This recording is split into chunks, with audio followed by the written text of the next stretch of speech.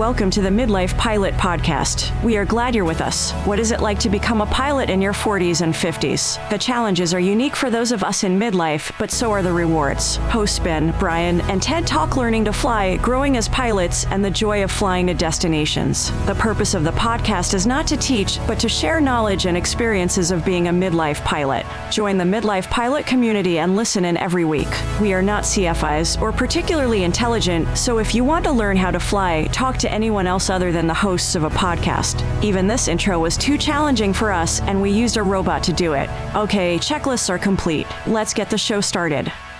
Hello, and welcome to episode 164 of the Midlife Pilot Podcast, where we share the experiences and challenges of flying in midlife. Tonight is the last of our three-part series, The Ultimate Guide to Becoming a Midlife Pilot. My name is Ben, and I am a pilot based in the Atlanta metro area. With me, as always, our friend on Music Row, a man of many, many talents. I'm continually learning new talents this guy has. It's Brian Siskin. Good evening, sir. Good evening. Welcome, everybody. Glad to be here. The chat is hopping, and Ted is almost totally in frame on the video, which is great. So I'm very excited about the possibilities for tonight. Very cool. Also joining us, the aforementioned Tedder in Portland, Oregon. And how are things going for you, sir? Hey, they're going really good. Yeah. You know, you said it's the third of three on the show, and it always makes me think of Car Talk because they talk about the third half of the show. And I just always appreciate the third half of the show. That seems very much like us. Yes, the third half is always the best. Yes. Tonight, well, let's catch up on some recent flying because I had an adventurous day. Brian, if you don't mind, I would like to maybe mention, we've got a few people in the chat that I wanted to give a call out to, and you had a pretty exciting day as well. I think yours would be better suited to go last. So today, or last night, Lord Alpha Juliet reached out to me and said, hey, why don't you come meet a friend of yours, came down from Tennessee, Josh V. Keith. There is a mechanic shop at Peach State Aerodrome, Golf Alpha 2, which is also known for its famous restaurant Barnstormers. Unfortunately, it was closed today. But the maintenance shop is closing their doors for good, and they're having this massive sale going on. And they had like cowlings from, Stearman's and Fairchilds and all it just parts everywhere, and they were selling everything. And Josh had picked up, there were some drawings, some for the planes, plan designs for the Fairchild, and I think there was also one for the what's the one I just mentioned before? I'm drawing a blank. Anyway, bunch of old plan drawings, things that would be great to mount on your wall, frame it, put it in your wall. Just there was a million things. So we decided this last night, and then in our chat tonight, Chuck K, who is out in Augusta, hasn't been on a grass field yet, or is not been checked out to land on a grass. So we met him in Griffin. AJ flew his plane with his daughter and one of his club members. And I also had Lucas, who is also known in the Discord as a French pilot in Georgia.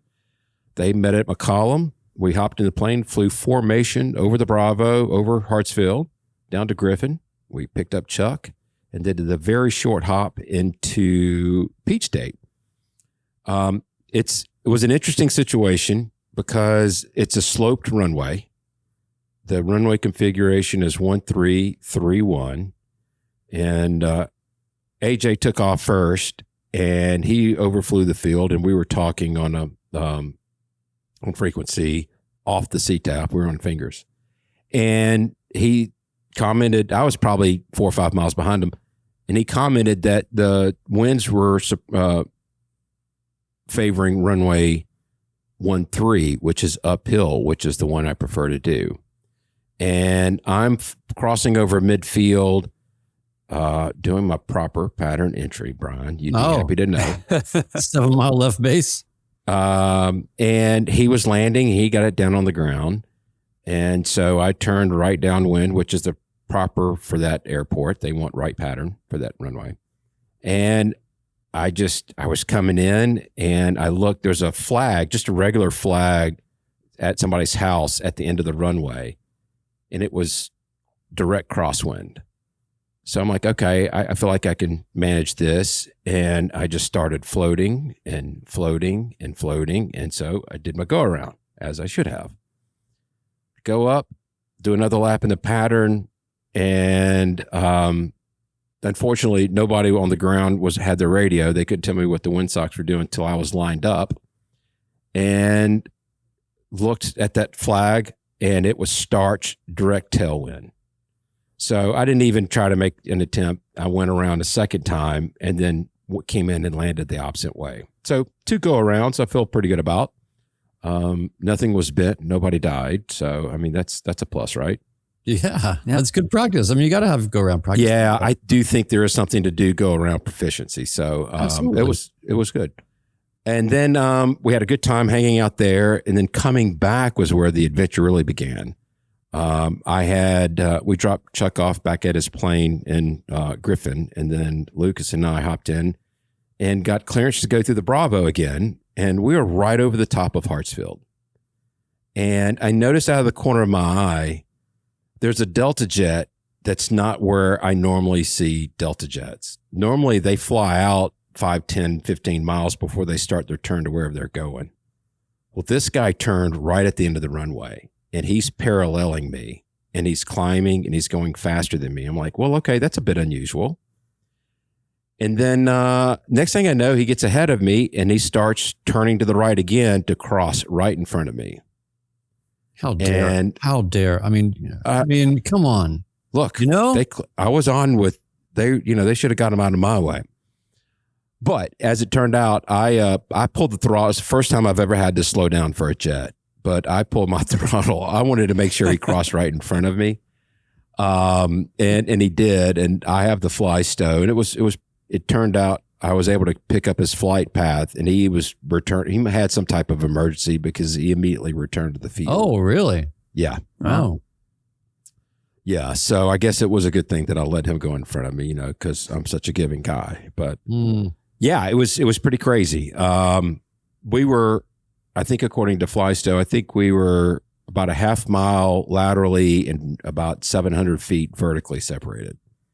And when you're looking at a 757 in the middle of your windscreen, it doesn't feel like a half mile or 700 feet.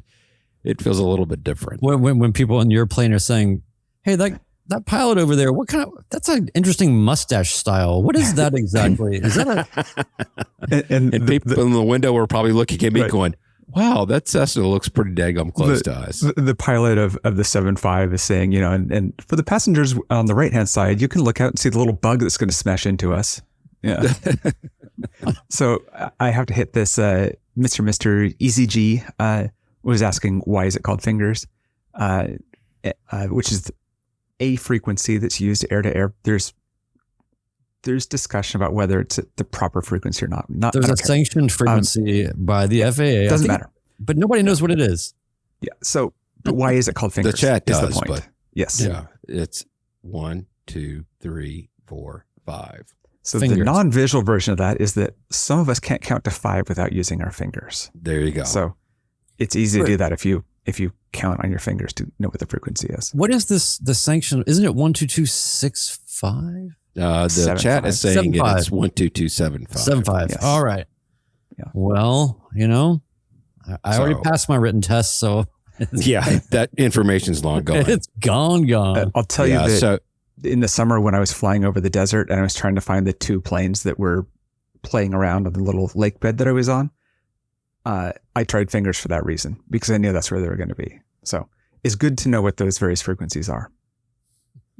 I'll post my Flystow link in the Discord, and if anybody out there is interested in looking at it. But it was good. Everything turned out great. But I don't think my heart rate was nearly as high as maybe Mr. Siskin's on his flight today. And I want to say before you start, I don't know anything other than something was going on, but I don't know what it is. Yeah. Well, I have been instrument training quite hard every day. And if I'm not with the instructor, then I'm going up and I am doing sim instrument time. I've been going pretty hard. The plane has been doing great. I should have known when I walked out this morning and my 1985 Toyota Celica was dripping oil that today was going to be an interesting day. But I had my trusty local mechanic eye it over and he said, the Celica's fine, man. Just take it to Bowling Green. It's fine. And so I drove to Bowling Green. This is, by the way, this is what I've been doing. I live in Nashville, driving an hour to Bowling Green, pre-flighting, pulling the plane out of the hangar, flying down to Gallatin X-ray, November X-ray, about 20 minutes, picking up my instructor, then going and doing a bunch of instrument practice, flying, instruction flying, whatever. Then dropping him back off, or either that or landing, debriefing at his hangar, and then getting back in, flying back up to Bowling Green, and then driving an hour back. So I've already been sort of at the ends of my physical capabilities. And I don't know if you guys, Ben, do you remember your instrument training? Or did you just block it all out by now? I have some recollection of it. I don't remember all of it, but I do have some recollection. It's kind of hard. I mean, it's weird because on certain levels, it's actually kind of easy that you just kind of know what you're supposed to do and you do it. But to do it, you have to have everything happening all at once perfectly. And then when one ball gets dropped, then boy, does it get interesting real fast. And those CFIs, the double I's, they like to fail things and they like to change things up and all that. So anyway, today was a very challenging day training. It was super windy, gusty. I was having a pretty hard time actually just with heading and altitude, just trying to keep within tolerances while doing everything because we were just getting slammed all around. So I was pretty worn out today. And then we flew back to Gallatin. All right, so I'll speed this up. I'm just giving you a sense of I'm just worn out. Right. I'm absolutely worn out. And nothing, whether it's in the plane instrument training, nothing really extra can go wrong, or just in the circumstances surrounding the training. I'm running out of cars. I'm running out of time. I'm running out of everything. So it's a whole thing. We land at Gallatin. I just let him out. And I pretty much never have allowed people to get out of the plane with the plane running. I definitely don't let non-pilots get out of the plane with the plane running. That is a rule. My flight instructor, I mean, worst case scenario, I don't get the next invoice. You know what I mean? Like it's right, fine. Right. Or he's less one arm. So, that'll teach you to fail the PFD one more time. That's right. Right. No, but anyway, so checked the mags, everything was good. So I took off at Gallatin, runway 35, and I guess I can see here now that the winds were 290, 6 gusting 17. Took off 35. I got to about, let's see here, I was probably about 500 AGL right over the runway, and everything began to shudder violently, to the point where, like when you have a wheel shimmy in a 172 and it seems like everything's just vibrating so much that you feel like that the avionics are just going to start falling out of the, it was like that level of shaking started. And I didn't like it, guys. I didn't like it. I would. Yeah. I mean, yeah. So vibrations are never really that good, especially when you're in the air. Not you like can that. Quote me on that. Yeah. So about halfway down the runway, or over the runway at about 500 feet, as soon as I started to experience that, I just started veering out to the right to sort of sidestep the runway. And as I was doing that, mixture, mags, checking everything, I leveled off a little bit to see if I could just lean and get it to stop, because I already had, I think, some altitude, but I didn't pull all the power. I just pulled it back a little bit to see if it would not be, because I thought that the plane was going to come apart. Anyway, this all happened very fast, but basically I veered away from the runway, made a call.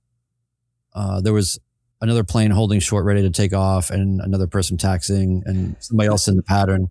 And I just made the call, and I just said, I'm having an engine problem. I'm going to return. I'm going to be landing runway 17. And so I, at that point, looked over. I knew that I had everything made. I found myself abeam the touchdown, the 1,000 footers at more or less, a little bit less than pattern altitude. So I just pulled power and brought it in. But it was a really interesting dilemma because there's a lot of tailwind, but I wasn't gonna. Oh yeah, you're not gonna like do a full pattern. You're turning around. Yeah, and that was the thing I think that was really interesting, at least at that stage, was just the calculus happened so fast. All of this happened so incredibly fast. And I think the weirdest thing about it was, since I've been through so much instrument training, I almost just looking outside and flying the plane and doing whatever, even with your hands tied or anything else, I was just so calm, and I just I didn't want to sound alarmist. I got on the CTAF and just said, coming back runway 17, engine problem. And then I banked and I started to come, pretty well nose down towards the threshold of 17, trying to manage the speed so I'm not hitting the runway at 95 knots and then going off the other end with a 17 knot tailwind or whatever it was. Yeah. And so I'm coming in, and it was all happening so fast. I was very calm. I made the calls, no problem. I'm coming down. I'm all configured. I feel I'm just I felt like just doing another power off 180. Right at about the point where I started to really make the turn to line up with the runway, somebody got on the frequency and they said, "You got this, man. You got it. You're looking good." That's nice, though. I mean, people understand the gravity of the situation, and I appreciate that. They did, but I didn't. It wasn't until that moment when the guy said that where the gravity of what I was doing hit me at that moment. Until then, it had not. But I was fine. I got down, put it on pretty much 1,000 footers, and got off the runway, and somebody else came on the frequency and said, "Good job getting that down, man." Another person chimes in, "Good job. And I just thought, and then I taxied off, and I just thought, okay, where do I park? Or what am I going to do now? What's wrong with my plane? And so I call my instructor that I had just dropped off and said, "Look, here's what's going on. I'm going to need a ride." And then we, secured the plane and did whatever we got to do there. And then we got in the car, and then we decided we just needed to go get some food because we've been training all day. And so we go and we sit down, and it wasn't until I sat down and I was sitting there starting to eat where the gravity of all of that actually started to hit. It took about 40 minutes for all of that to kind of to register. And the way it occurred to me in my brain was, for a lot of people, that's just not a big, that's really, okay. I guess that's an emergency. That's an emergency. It's 100%. But I didn't think about it as, oh my gosh, I just survived this, this emergency. At that moment, I thought about it in the context of, if a non-pilot friend of mine who was never in the plane before, or even worse, if my wife were in the plane with me at that time, boy, would that have been an emergency that I would have been very well, more, they would have been reflecting the uncertainty of what was happening to me. The heaviness would have been a lot higher. It would have been a lot more. So anyway, I don't want to take up a bunch of time with that, but that's what I was doing. This happened 3 hours ago or something. I just have a couple quick comments. Number one, I don't know of a single soul who has practiced more power off 180s than you. Yeah. I mean that because you just kind of do that as your normal practice. I practiced one yesterday. And so for you, it doesn't surprise me that I'm surprised that gravity ever hit you at all, because it is something that is completely ingrained into your muscles. You have muscle memory for that. Mm. You've practiced that every which possible way which it could be practiced. So I wasn't shaking. I wasn't of course not. adrenalized. I was almost just, I don't know. It was strange. I'm still kind of trying to figure this out. But Yeah. Well, it's that muscle memory, and that's why we train. And you've beat it in yourself so often that it was it was an emergency, but in your brain, this is just another landing. Yeah. So, Well, kudos to you. Thank you. I think that's a big deal. And I think a lot of people can take away from this is that, yes, practice those power off 180s. Just ask tower if you're in a towered field, or let people know you're doing a short approach. Well, I just pull want the to power and just do it. I just want to add one thing, and that is that I said to my instructor, I've practiced a lot of power off 180s, the commercial maneuver standard power off 180. And the knock on those is that what are the odds that you're going to have some sort of a power out or partial power situation, conveniently right abeam your touchdown point? I'm like, well, for me, that's exactly what. It's probably 75% chance that that's going to happen. That did help. I mean, if I was at any other location, I do practice them from other locations, Right. Distances and things, but this one was especially easy because it was right there. But I think the thing that was interesting to me was just the multitasking of my setting up my geometry while I was trying to see if I could troubleshoot what was going on without doing anything drastic and not leaving the runway area, but giving myself spacing so that the geometry would be right while I was sorting it out. That's the part of it that was curious to me, is I was already landing the plane while I was troubleshooting the plane. It's interesting. Yeah. Our friend Elliot, I think, sums it up very nicely. Calm, cool, and collected wins every time. You don't rise to the level of the emergency. You sink to the level of your training. And that is absolutely true for you, Mr. Siskin. Well done. Thanks. I'm going to go through just a few bullet points that we have that we want to let everybody know about our big fly-in March 13th through the 15th, to be more specific. Thaden Invasion is what we're calling it. Victor Bravo Tango in Bentonville, Arkansas. Just a couple of things. Number one, the airport will not take any reservations. You cannot reserve your space. There is fairly limited parking. I think we have around 30 spots. It's first come, first serve. There's Rogers Field, which is a short drive away, KROG. And then there's also, they have their own airport. It's Fly Oz has an airport called Sugar Creek, which is 6 minutes from downtown Bentonville. We have access to that. There's no priority system. Please come. If there's no parking available, we'll let you know. Our friend Lewis will be coordinating all that. If you can, plane pool because of the limited parking. So if you're going to join us and you want to hang out with us and want to know where everything's happening, you need to get on our Discord server. There's a channel called 2026 Thaden Invasion. It's for all real-time updates. Also, you can check out midlifepilotpodcast.com/Thaden Invasion for regularly. We'll try to keep that up to date as well.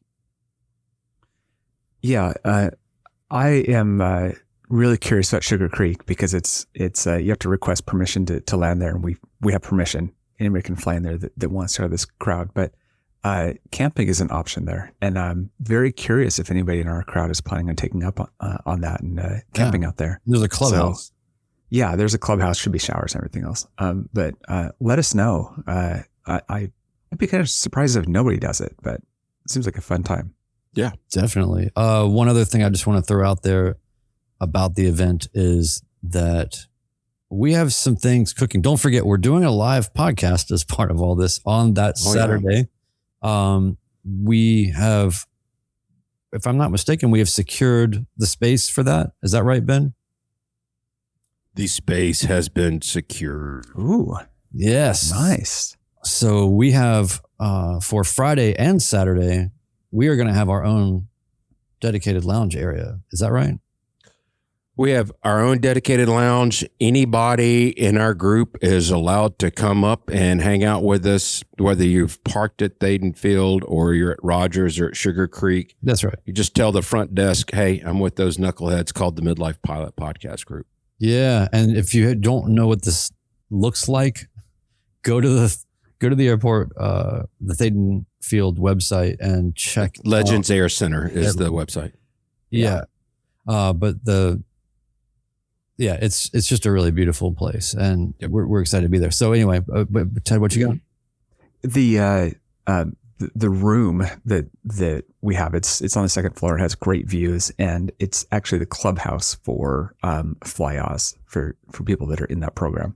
So, but they're letting us use it, which is really cool. So that's awesome. It's going to give us a place. I think what we're going to do is we're going to use it during the day up until dinner time, and then we'll go to dinner and do whatever after that. So that's kind of the plan of when to use it, just so we're not there, partying at 1 a.m., shooting fireworks at planes or anything like that. So Wait, we'll put that on the list. No, exactly. And without revealing anything, we just want to say that we are working in the background on also adding a little bit, one other piece of programming that would actually be of a sanctioned safety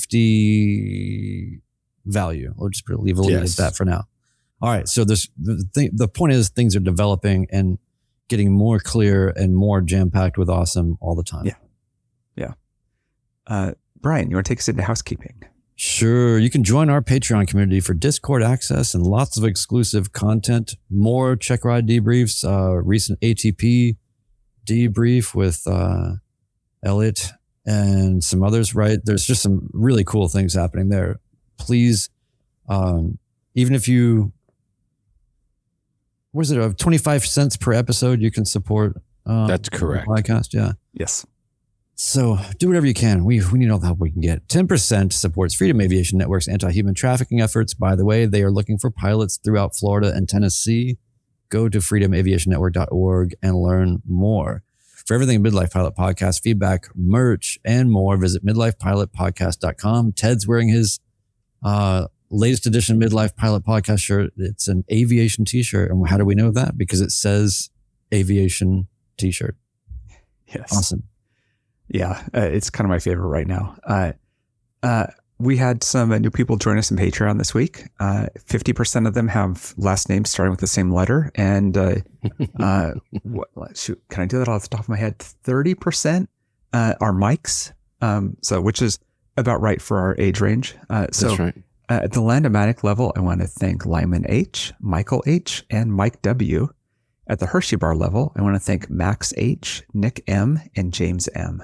So thank all of you for joining us. And thanks, guys. Yes. Thanks to the people that have left PayPal drops. We've had a few of those lately. And we've thanked them already, but it deserves extra because not everyone wants to do Patreon, and that's okay. So thanks for all that. Accomplishments in Discord this week. Boo Radley just sent pictures of flying. He took his family up flying for the first time since he got his license. And he's in Australia. And so the pictures are very beautiful because it's the Australian summer. Our friend Dev C passed his AGI and Congrats. Managed to chase down a DPE very quickly to convert that. Long story. If you don't know what that means, that's okay.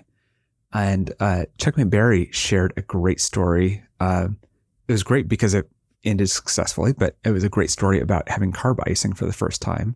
He was on the ground. It was really foggy, and he was kind of doing a long run up. And so it's really interesting to read those and for people to have real world experiences with that. Yeah. And so thanks for sharing that, Barry. Very cool. So tonight we wanted to get to our part 3, the last in our series of our ultimate guide to midlife pilotry. I just made that up, by the way. Pilotry is probably not really a word, is it? I like it though. Pilotry. Yeah. Pilotry, just, I don't know, just seems to fit. So for everybody, in part 1, if you missed these episodes, in part 1, we discussed the mindset for flying in midlife, the importance of community, and the struggle of being in a new learning environment. And then part 2, that would be episode 163, we covered training milestones and the practical realities of becoming a midlife pilot. tonight, what we want to kind of finish up with is the safety mindset, using the aforementioned community as a support system, and probably, I wouldn't say most importantly, but lastly, we do want to talk about your aviation legacy. So in our guide, which you can get at midlifepodcast.com For free. You don't have to give us an email address. You just get it. Just download it. It's just there. There's no pop-up that asks for your name and your email and no gated content emails to you. Yeah, no. There's a link at the top of the page. This way, 23 pages of great info. But we wanted to start out talking about risk management and, our choices as pilots. At this point, we don't have to fly if we don't want to. The things that we can do as midlife pilots with family and creating adventures and stuff like that. So I kind of wanted to approach the risk management piece because it's an interesting dynamic from the day that you take your discovery flight to the day you cross 1,000 hours. That risk management picture looks very different. And I do recall I would probably cancel a solid third of or 2/3 of the flights when I was at 100 hours versus the number of flights I would cancel as a 1,000-hour pilot. But I want to hear from you guys. How do you, when you're talking to somebody that's wanting to become a pilot that doesn't know very much about it, how do you approach the risk management, the decision to fly or not fly? How do you approach that with them? It took a lot. Go ahead, Brian. Yeah. Oh, sorry. I was just going to say, I try to parallel people's real world experiences that they have already. So if I know that they are in management for, I don't know, a construction company or something, I just explain to them, that this is going to be a path in the same way that you develop that in your business. You have government compliance that you have to have met. You have your own standard operating procedures. You have all these things, but when you start out, it's a lot to learn it all. And there's a lot to figure, but in terms of discovery flight, like you mentioned, Ben, all the way through to being maybe a little bit more, experienced, I think you learn. I think one of the coolest things that happens is the transformation between you just trying to learn all these ropes to protect perhaps just yourself, but maybe within the sphere of protection of an instructor, to then being out on your own, having very tight minimums, like you said, Ben, canceling a lot of flights because a lot of stuff just doesn't look right and you're not ready for it yet or whatever. And then you get to the point where especially when you're flying with other people, you're taking your family, you're taking your friends, all that. And this is the stuff that anyone out there listening that is considering becoming a pilot in midlife, I know that you're imagining what it is to fly your family around. That is the golden picture that circulates in everybody's head about, I'm going to fly my family around. We're going to go on these great trips. I try to inform people that there's definitely potentials and that is a reality, but also there's so much before that, and don't be in a rush to get there. And I think that a lot of people really want to just get their license and go. And you do see accidents. You see fatal accidents with situations just like this. So knowing what the risks are, knowing how to build your own assessments about risk, and following your experience level is going to be something you're going to have to monitor and do, just like you would do in your job or any other facet of life. So that's what I try to, if somebody's talking to me about wanting to become a pilot and they want to understand more about it, from a midlife perspective, you can always find something in their existing life that they can relate. Yeah. Well, it's like a CFI there, huh? My DPE basically said she wasn't concerned about my decision making because we're not 20 anymore. Our brains are developed. We understand risk, and we generally have that kind of instinct to avoid doing things that we might have done when we were 20, especially as males at 20. 100%. And I say that, and then I remember that yesterday I was standing on the top of a tall ladder with one of those chainsaw on a stick, leaning up, getting a huge branch down, and timing it so that I was running down off the ladder before it crashed into me. So maybe chainsaw popsicle. Yeah. So yeah. But anyway, most of the time we have better instincts on that. I really struggled with the weather and the weather being good enough, and should I cancel? Do I understand how it's changing? Those types of things. But this is something that we all learned especially in those first 100 hours of what are the things you need to think about, and they're new. Aviation is completely new to you, and getting those skills. But you can take, as Brian said, you can take other parts of your life and apply it to that. You know how to assess risk in an approximate way, and that's really what it's about. So that is one thing I think we tend to do a little bit better on as midlifers. Directly related to this subject, and I think this makes a great point. Yeah. Mr. Z Powell in our chat is in his private pilot certificate journey right now. And he says, I'm still working on PPL. I was in the plane today, pre-flight done, and the METAR updated to show winds and gusts outside of what was feasible for me to fly in. It hurt to cancel, but it was correct. And that's the point that I really wanted to make is especially when you start, and we'll get to some comments. We have another person in our chat who is just starting his journey. Man, when you get the bug and you start learning, it's going to hurt to cancel, but it is absolutely the right thing to do.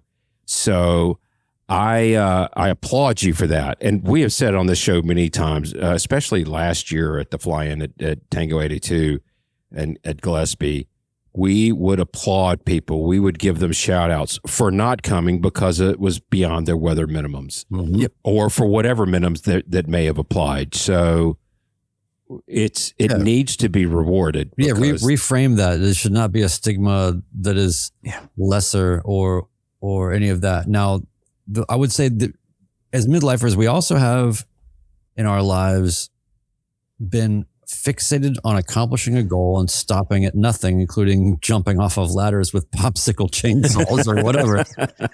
And we will put ourselves in peril without thinking sometimes. And so it's important to just recognize that this whole thing is it's just not a joke. And when you cancel flights, there's going to be some flights you cancel where the weather was actually way better than you were worried about.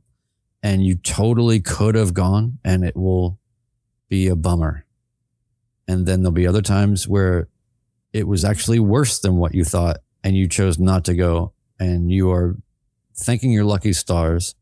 And eventually you have enough of those cancellations together to form this general collage of, I'm not going to worry about this. If I don't like it, I don't like it. And if I don't like anything, I'm going to cancel a flight. And sometimes it works out for the better. So you can't control the past, the present, the future. We're not time travelers. We're not, I haven't been to one seance at any flight school. Nope. So keep that in mind. It's, I've said this on the podcast many times. I've got 3 boys. They're older now. And I thought raising 3 boys would teach me patience. Nothing has taught me patience more than aviation. Period. End of story. It's going to happen. Someone in our chat, Christopher Bowers 7219 said, currently working on PPL. I've had to cancel due to weather. Super frustrating, but definitely was the right call. So it is absolutely super frustrating, but I promise you will get to the end and you will learn from it. So one way to sort of dovetail some of this is if you're looking to become a pilot, you should know that you're going to be working with something called personal minimums, or you should be.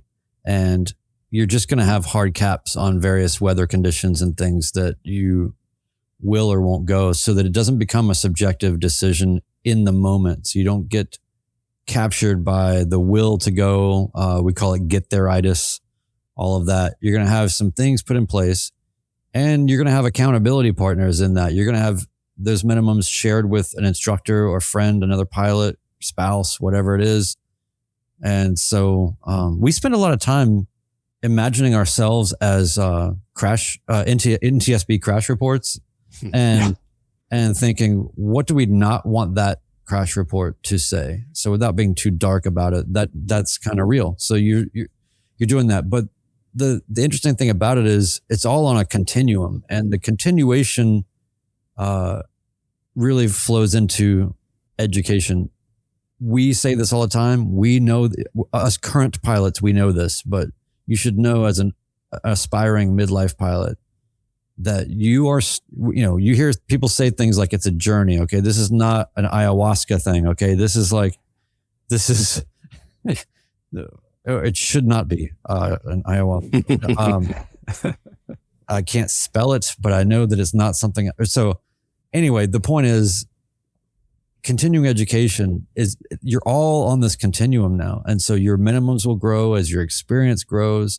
But when you get out of the nest with your private pilot training, when you tell somebody, or when I tell somebody, well, technically the requirements are 40 hours, to get your private pilot certificate, or what do we all say right behind that?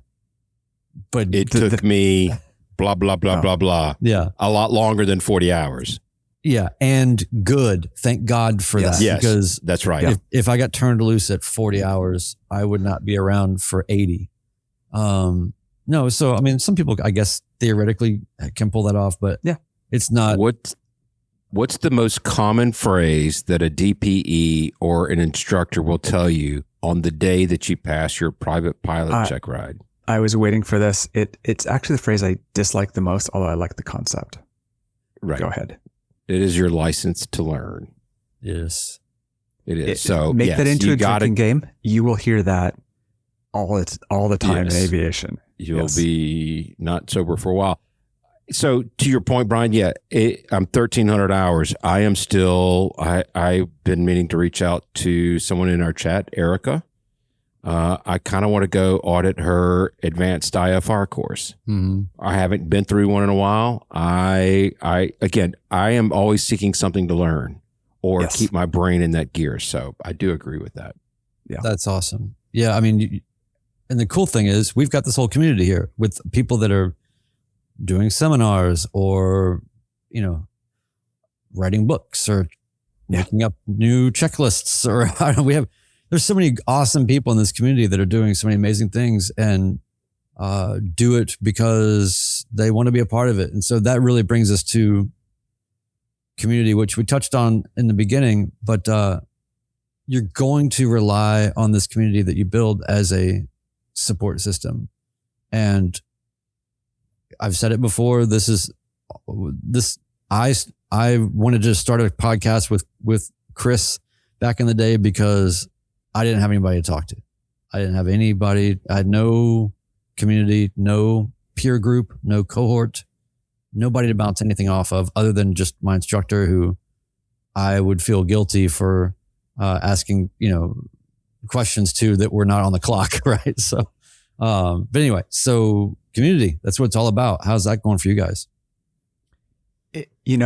Ben and I both kind of came into the podcast community. Well, I guess technically everybody came into the podcast community, but it was, it was a journey for both of us, and different journeys. But I think it was finding this community was really kind of eye-opening for me. It was good to kind of find our people and to find people other than CFIs at the airport. The thing that I always struggled with was actually kind of the emotional side of learning to fly. And is it normal to feel a little anxious? Is it normal to kind of freak out a little bit when that plane passes underneath you when you're in the pattern? Yeah. Like what is happening? And then just struggling the radio after that because I'm just so rattled. CFI's like, keep flying the plane. It's like, oh, but I need to. Can we talk? Like, right. you know, it's the simulator. Yeah, exactly. And so that's something that your CFI may or may not be good at that, and that's okay. And finding people that can share experiences with you, can talk about their frustrations, can talk about, like our friend Rescue Rat, about epic check ride delays and the frustration for that. We've all got different experiences like that, but they kind of rhyme, and it's nice to be able to hear this from each other. I love seeing in our Discord. I don't love seeing this. Let me rephrase that or reframe it. There will be the occasion where somebody has a notice of discontinuance on their check ride. And if you're new to this whole process, that means that a disapproval, which means that they failed a specific maneuver, which means that you have to go back and retest for it. And it is crushing, and it's just demoralizing. And it happened on my private pilot check ride, and I had nobody to commiserate with. I had my brother-in-law who had 15,000 hours and hadn't failed anything in 27 years. And he was supportive. Don't get me wrong. But when I see it happen on the Discord server, I'm one of the first to say, listen, it happens. It is not the end. You know, I want to be super supportive of them. And because I wished I had that when I was going through it. Yeah. And I think that the support of the community and just how there's no negativity in there. It is such a supportive, I wish there was a better way to describe it, but I went to this meetup because after the first 5 episodes of listening to you and Chris, I identified with 100% of everything that you were saying. I was just a couple of years ahead of you. Mm-hmm. And that's what brought me in. So, well, and we keep in mind, we have a Discord and we do events and we are around, but that's one aspect. You're going to have a broad sample of people to talk to through our community, but make sure you're present at your local airport. Make sure you are mixing it up and getting involved in EAA or any of the other avenues, the 99s. There's just so many. I can tell you right now, every aviation group that I've ever been exposed to in terms of just helping out in some way with one of their events or attending or whatever, there are so many people working so hard to create so much, for lack of a better term, programming. And it's, in a lot of ways, you'll feel the gravity of this as you get out to the more rural airports, especially, where, there's a whole generation of people that are about to fold over and to, the next. And there's a lot of knowledge to pick up. There's a lot of stories to be heard and told and all that. So just don't, we're not, this does not supplant the actual, although this is good for people like Ted that are not very good in group environments. Yes. This is great training for Ted to switch from that introverted lifestyle to the extroverted lifestyle. So, yeah. Which kind of leads us into, I'm going to call it a generational thing. Some of us started flying in 2017, and some of them are learning how to fly in 2026.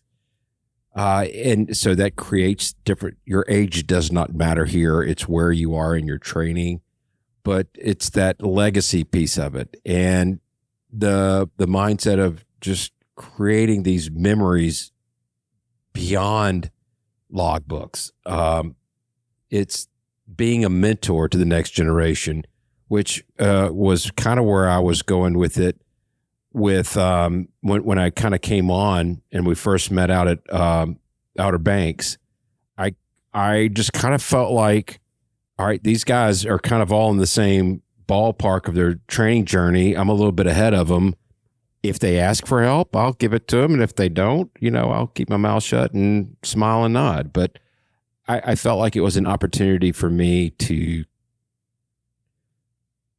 reinvigorate everything that I was doing through my training. Yeah. If that makes any Well, sense. you were, to not do it in a vacuum, right? And then have something, it's an amplifier when you can all of a sudden offer something to other people and, because of your experience on any level. And it's a strange thing because it is a highly regulated, full of misinformation and wrong answers place, aviation. And you've got to really make sure you're sticking to sanctioned sources of information and getting the right information. Be prudent just in the same way you consume or evaluate any information out there.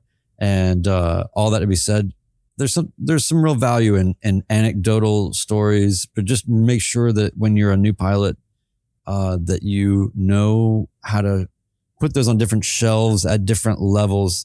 You're going to meet some people that are really aggressive about their pilot mentality, and and they're going to try to push things on you and say, "Oh, you shouldn't worry about that," right? They're going to pass on these what they call hazardous attitudes. There's going to be a lot of bravado and kind of macho attitudes and things that you need to be able to sense and contain and not be overly affected by. And you don't want to become somebody that is overly confident or brash, and you need to be humble. And that's what this is all about. Yeah, absolutely. I think there's another angle to the kind of this legacy component, and it ties back into the community a little bit too. But I am so excited when we see people that are just taking their first discovery flight, when they're soloing, when they're completing their first check ride. I'm so excited when we saw our friend Elliot go through his ATP check ride and debriefed that. At all levels, it's so cool to hear about. And I'm so excited for everybody and to see them go through those experiences, and especially like remembering that first solo experience, and you talk to someone and it reminds you of yours and how great it was, and you see how excited they are, and so that there's something to be said for that side of the community and of legacy creation as well. There's one more point, and we'll get to I want to get to Corey's comment that he made earlier in the podcast, but we talk about creating memories, and I can still remember it yesterday. And I know that we've all had them, Ted, you and Brian.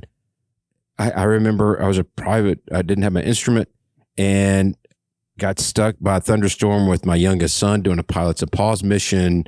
We're jumping fences. He asked me if I remembered that 2 days ago when he was home from school. And I told him it's one of my fondest memories. During the time, I was thinking, this is, I'm never going to forget this. And I wasn't sure how it was going to go. But, you're going to create those memories getting stuck somewhere, or you're canceling a flight because of A, B, or C. So anyway, we've kind of hit this. Let's go ahead and hit Corey's comment, Ted. And then I'll wrap it up. So Corey writes in our chat earlier. He said, "Hey guys, Corey here. I wrote in a few shows ago about starting flight school this year.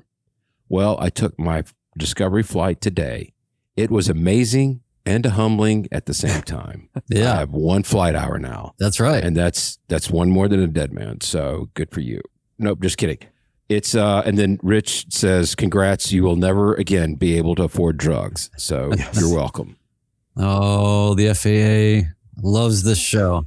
Yes, they do. No, but that's awesome, Corey. And we're going to beg you, keep us posted on your flight journey. Keep telling us how things are going. So everybody out there listening, you have our toolkit. We've talked through it. You know how to access it. It's midlifepilotpodcast.com, and you will see it's a free download. We're not asking for any information. Aspiring pilots, go get it. Contact AOPA. Start your journey. Current pilots, share this resource. Mentor the next generation. You're part of the support system that makes this community so special. Remember, we are all learning, and we're all happy to share our experiences, good, bad, or indifferent. Share them. And what do we say? Welcome to aviation. You're going to love it here. So, yeah. We got some feedback that we want to get to. And Ted, I believe you know this person. Yeah, so we have some specific feedback, and then we have some kind of general podcast feedback. This first one is from my main CFI, also has been a CFI for Wendy and some other people. That's Sam Terrell. He goes by Northwest Aeronaut on his YouTube channel, and he's a generally pretty good expert on things. And he heard us talking about medicals, and he wanted to give us a little bit of a correction, which is really a correction to the whole aviation community, because it's something that people aren't really thinking through. So I'm going to play that audio now. Hello, all you midlife pilots out there, and to you gentlemen here on the podcast. This is Sam Terrell, the Northwest Aeronaut, as I am known in some circles. Hey, I just wanted to reach out to you guys because I was listening to one of your recent episodes, and great stuff you guys have been putting out lately. I really appreciate it. I think it was Brian on one of the recent episodes where you guys were talking about medicals and the importance of medicals and getting medicals up front and getting them situated. And Brian just made a throwaway comment kind of about how you need a medical before you solo if you're going for private pilot, but not if you're going for sport pilot, because as you stated, sport pilots don't need medicals. They just need their driver's license. And I was yelling through the car speaker as I was listening, and I actually just stopped the podcast and I called up my buddy Ted to tell him. And I wanted to weigh in because, as of Mosaic here in October, what we have to understand and remember, and this is something I've been educating my fellow flight instructors on, is there is no distinction between a private student pilot and a sport student pilot. A student pilot is a student pilot. And so now with Mosaic and the expansion of aircraft that a sport pilot can fly, to include things like 172s and Cessna 150s and so on, realistically, a student pilot does not need a medical to solo at all, no matter what they're pursuing, assuming they are in an aircraft that is permissible to be flown by a sport pilot. So a private pilot student or candidate only needs a medical by the time they arrive for their check ride, their private pilot check ride. Up until that point, there's no distinction between a sport pilot student or a private pilot student, and it makes everyone's lives a little bit easier and more flexible. So just thought I'd throw that out there. Thanks for all you guys are doing. Look forward to talking with you guys soon. That is something that people aren't thinking about. Right? No, absolutely not. Where the hell was that 7 years ago? Yeah. For crying out loud. Okay, since I angered Sam to the point where he had to yell and scream at his radio, pull over, and call Ted, I just want to say I'm sorry. We put a disclaimer in this thing all through it. All we do is talk about how we are not flight instructors. All that to be said. I love that. I think that what I was conflating is flight schools, many of them, if I recall correctly, irrespective of the FAA and the definitions and all that, a flight school and insurance or whatever, all the things, they ask you, it seems like my flight school basically said, if you want to solo and you're going for private pilot, then you need to get your medical before you solo. And I'm trying to remember if that's, is that how that worked? Not that it's legal, that does require but until like 3 months ago, that was true legally that you had to have it. You could not solo until that. The point is that basically, I still don't understand. You are a student pilot. It doesn't matter if you're a sport pilot or a private pilot. No, I get student that. Pilots are student pilots. Yeah, I get that. So you can solo basically as a sport pilot, even though it doesn't really matter. But actually, it does matter at that point because you are exercising the privileges of a sport pilot on that solo. And that is a new thing. And there's going to be a lot of schools, a lot of CFIs that don't understand that. A lot that don't understand their own insurance policy. I see. So I'm still stuck on the old pre-Mosaic. Yes. So I'm remembering it correctly. It's just that he's just saying that's different now. Yes. Okay. Yeah. And with all these things that are mosaic related, and now we're turning a page into the future, it does beg the question about how are people responding to this? How are insurance companies and flight schools catching up to all of this to reflect those realities? Yes. I think that it still holds that we strongly recommend getting the medical sorted out before starting flight training. If you're getting a medical or not, right? Right. Wait, what are we saying? We're saying that you should know what you're going to do about a medical before what you're going to do about training. it. Oh, yes. Yes. Yeah. You should know the landscape. Yeah. But I've always talked about, you'd see the kind of dejected students standing around the airport who can't fly, who can't do their first solo because they're waiting for their medical that's been delayed. Yeah. And that's what doesn't have to exist anymore. Well, unless they've applied for the medical and been denied. Yeah. Or they're currently deferred for it. Yeah. I want to hit up a quick comment from James M in the chat. He says, so if I let my third class lapse, I can continue to fly as a sport pilot in 182 as long as your 182 qualifies, which they mostly do for the stall speed. Yes, you can. Even a high performance 182 qualifies. So back into our sport pilot things. But since we're talking about that, I wanted to cover that real quick. For everything mosaic, go and listen to our episode where Ted broke all of this down perfectly, eloquently, and went in hard on the whole thing. So please go back. I forget what episode that is, but we'll link it in the show notes. I'll put in the show notes. And also, I just want to say to Sam that I really appreciate his, I hate to call it content, but I really appreciate what he's made, said, done. I've watched and listened to a lot of things, and I really am sorry for the fact that the only thing I have to give back to Sam is infuriating him. Notice I haven't said anything because I too like Sam's content. His YouTube videos are fantastic. And, I don't want to piss Sam off. So I just keep my mouth shut. Yeah. I'll put links to his podcast and his YouTube channel in the show notes. I'm also going to put a link to XKCD 386, which is the comic that is exactly what happened to Sam in this. So that'll make sense to some people. And when you see it, you'll understand what I'm saying. All right. We do have a review. Brian, do you want to hit this one?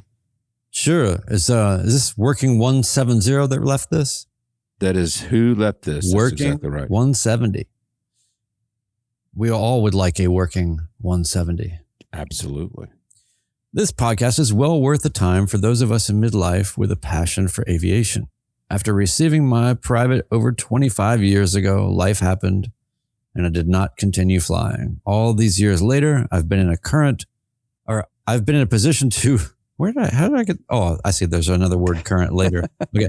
All these years later, I've been in a position to renew my passion, get current, acquire my tailwheel and high performance endorsements, acquire an instrument and commercial ratings, and buy an aircraft. The long days alone I spend are filled with any aviation podcast that I can find. I'm glad that we were one. He was reaching down toward the bottom of the barrel, but he found us. Yeah. This one looks sad.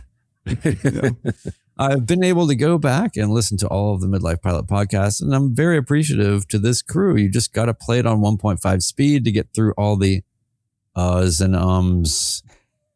Overall, great content. Thanks, gang. So I love that. He basically said, I think you guys are great. Please stop. The uhs and the ums. Listen, can we address this some other time? But we could choose to. There's two options. We could get better as speakers and podcasters, which is clearly not going to happen. No, actually, we couldn't. But theoretically, we could. Or there is software that will automatically go and remove all of them. Yes. But you know what happens? It sounds weird. Yes.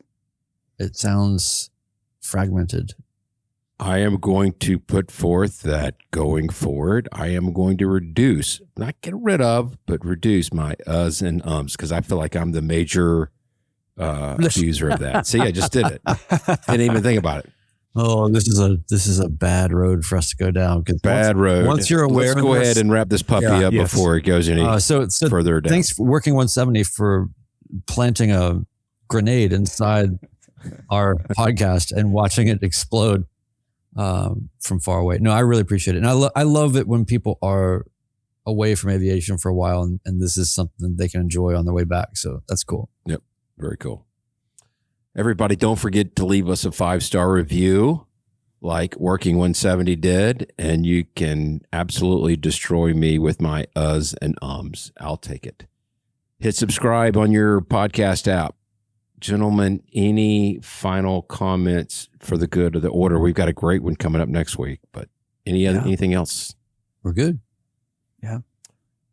Tonight's Words of Wisdom is back from IFR World, and doing this one just for you, Brian. Right now, my iPad can't help me now. I'm in the soup, and the instructor's grinning. Episode 164 is coming to an end. Guys, we really appreciate everybody in the chat and everybody out there listening to us. Thanks. Signing off. See you guys next week.